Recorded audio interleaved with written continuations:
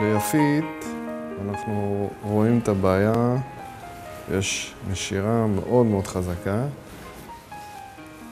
אפשר לראות שמוציאים שיער, מעבירים את היד, את הידיים, אז ממש יש נשירה מאוד מאוד חזקה, שזה מהשורש, רואים שזה גם מהשורש.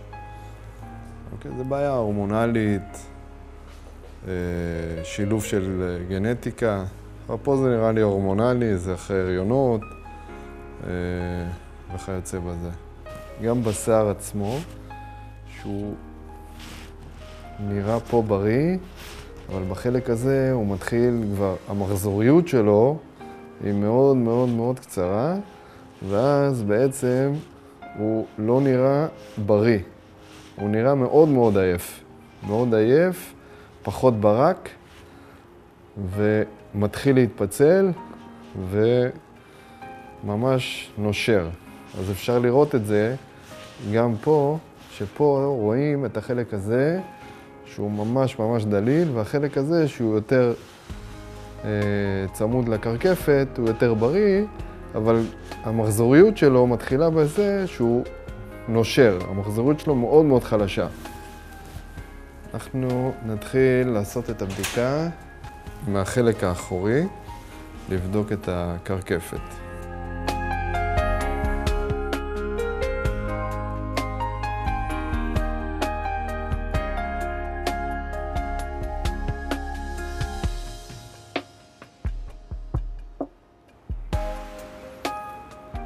אפשר לראות את השומן שמצטבר סביב פיר השערה.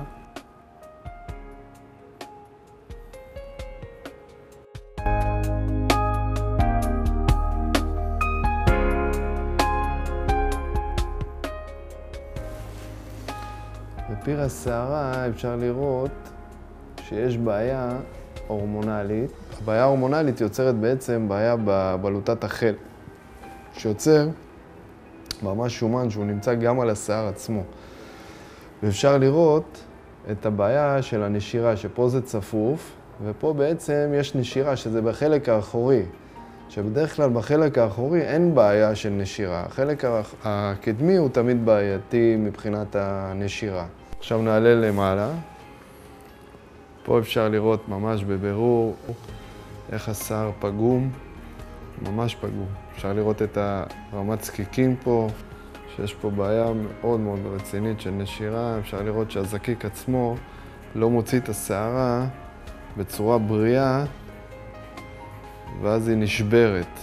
הנה אפשר לראות פה את הדלקת, יש פה שני מוקדים של דלקות מאוד קשות. מה שלמעשה אנחנו הולכים לעשות עם יפית, זה דבר ראשון, לנקות את פיר השערה מכל החיידקים והרדיקלים. לאחר מכן היא תשב עם החומר 20 דקות, שהוא בעצם ינקה לנו את פיר השערה כמו שצריך.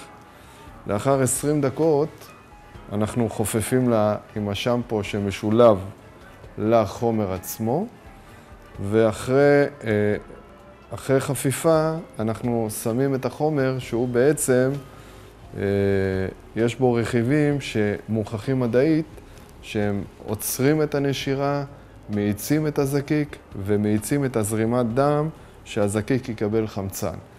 למעשה אנחנו רוצים להביא את הזקיק למצב מאוד מאוד בריא, וברגע שהזקיק יהיה בריא, המחזוריות של השערה תהיה הרבה יותר בריאה, הרבה יותר חיה,